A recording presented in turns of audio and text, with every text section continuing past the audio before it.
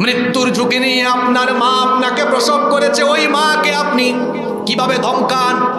যে সকল যুবকেরা এখানে এসেছ, শোনো, তোমার মা হলেন তোমার জন্য সবচেয়ে বড় নেয়ামত।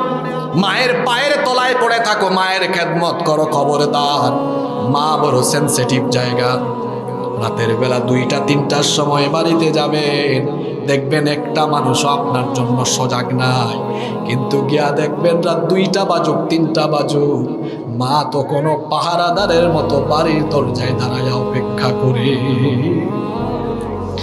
মা হারানোর পরে বুঝবেন মা কি জিনিস, এর আগে আপনি বুঝবেন।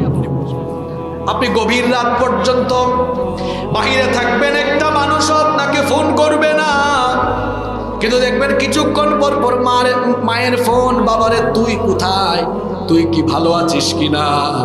এমন আদরের ফোন মা মারা যাওয়ার পরে আপনি আর পাবেন